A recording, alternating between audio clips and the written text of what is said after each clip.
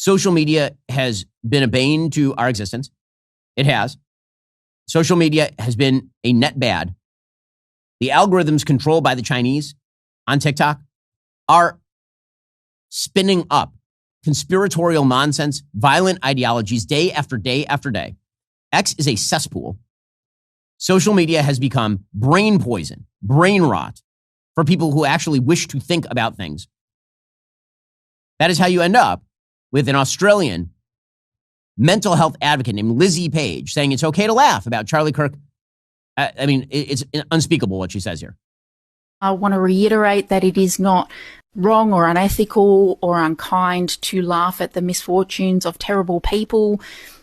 That Charlie Kirk incited violence. That's what he did. And then that came back to haunt him. That was his decision. So it's got nothing to do with the people who are laughing and joking about him becoming a human water fountain. No depths in hell too low for people like this. And yet again, permission structures have been created. Joy Reid, who used to have a show on MSNBC, allegedly, I could never verify it because it had no viewers. She spent time praising a songwriter who wrote a song glorifying the murder of Charlie Kirk. Bullets don't discriminate like people do. They don't care about where you claim to lead. And if you think that death is just the unfortunate cost of freedom, you will live and surely die in irony. 'Cause you once said that empathy's made up, that you can't stand it, some new age type of you. You probably wouldn't feel a thing if I was gone down, but I am nothing like you.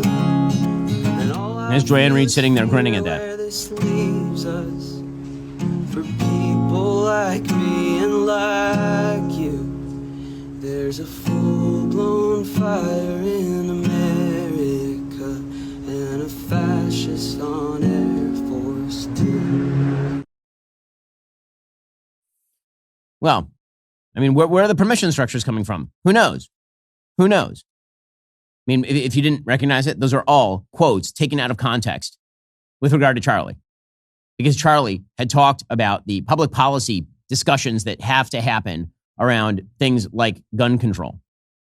And that did not mean that he was non-sympathetic to the victims of people killed by guns, obviously. And if you go back and you read his comments about empathy, he makes a point that I've made many times before, which is that empathy and sympathy are two different things. It's not even a point made by Charlie.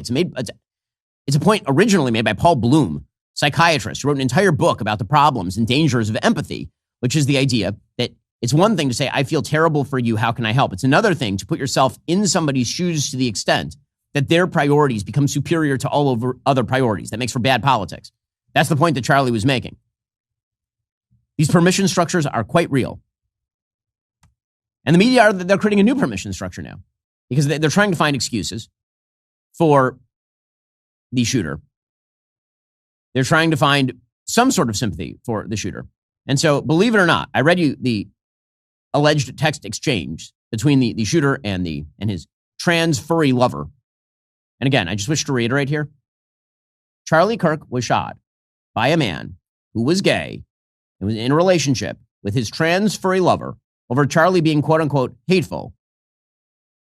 If somehow you're having a discussion about any other issue today, I wonder at your priorities. I do. Well, here was ABC News covering what they called the touching text messages between the assassin and his gay lover. And by the way, you know that 1 year from now, there will be a movie out on Netflix about the beautiful relationship between the shooter and his gay trans lover and the evils of a Utah society that would not accept their forbidden love. You know that's going to happen. You know it will. The left can't help themselves. You know that's going to be a thing. Here we go.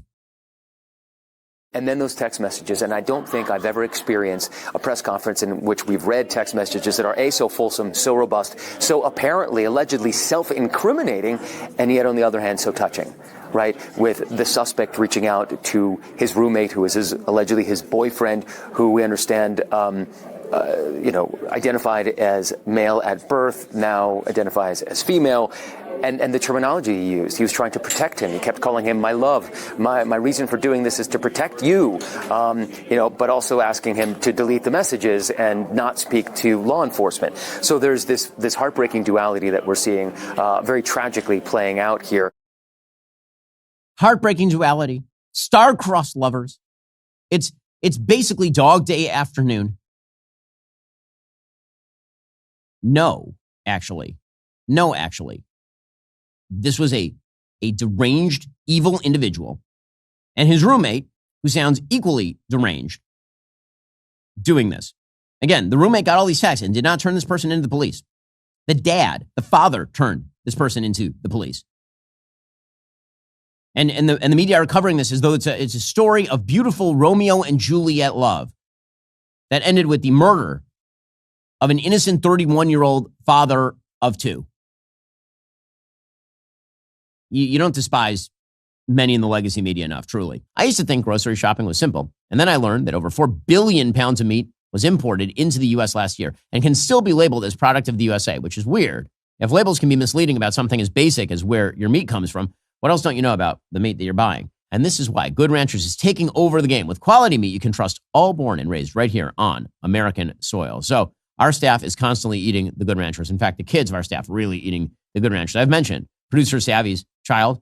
When I say child, I say it advisedly. That kid is as big as I am, and the kid's like 3 because of Good Ranchers. 100% American meat, locally sourced from American family farms and ranches, delivered straight to your door. Right now, you can get $40 off plus free meat for life when you subscribe with my code BEN. That is BEN for $40 off and free meat for life. GoodRanchers.com. Welcome to the table. Get yourself some good old American meat right now at Good Ranchers. Go check them out right now. It's GoodRanchers.com.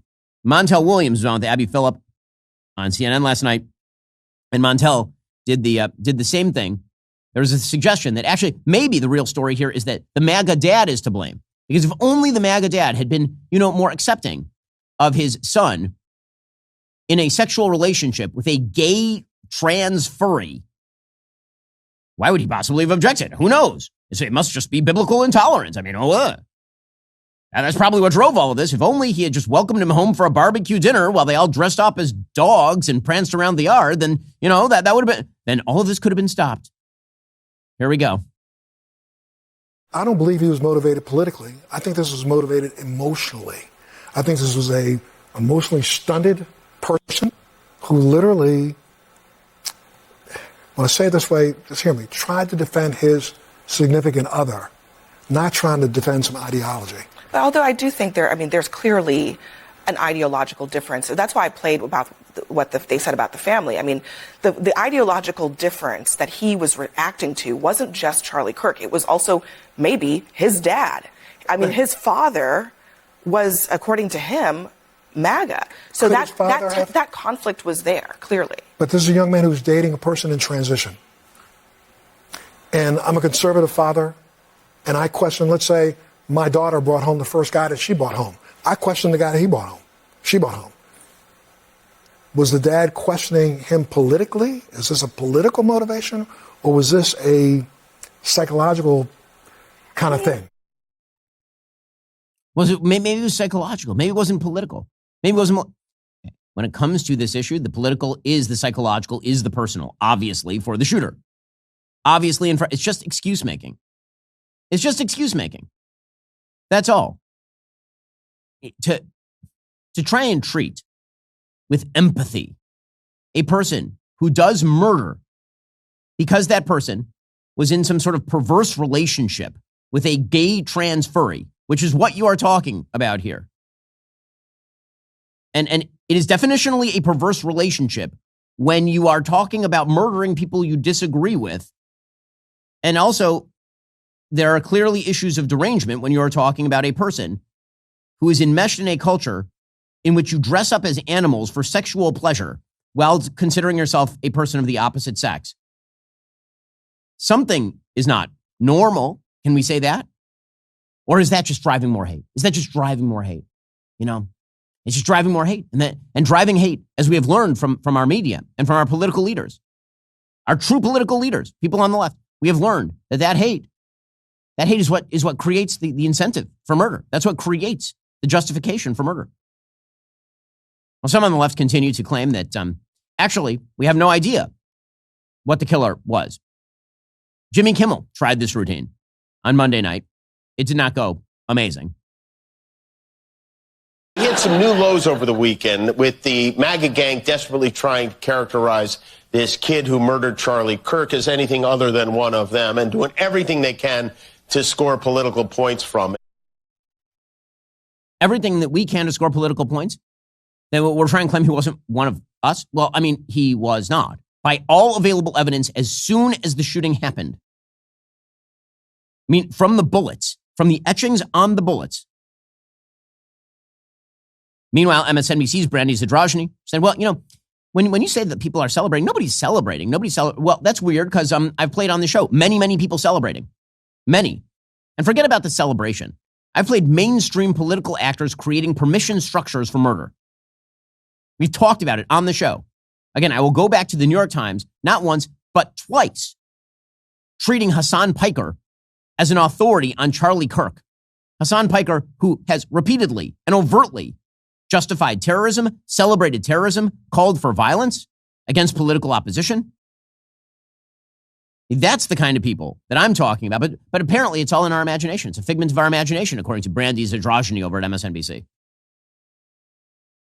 If you look across media generally, you have seen a lot of people trying to grapple with Charlie Kirk's legacy and what that is as a right-wing agitator and as a provocateur and as, you know, a strategist and the most important GOP figure besides Donald Trump, arguably ever. And so, or right now. And so there's a lot of grappling to do, but to suggest that the internet is cheering for this is just the opposite. Total opposite of what's actually happening. It is. Well, I mean, if by total opposite, you mean the absolute truth that the internet is cheering for this. A lot of people on the internet were cheering for this. There is just no question about that. It is just the reality.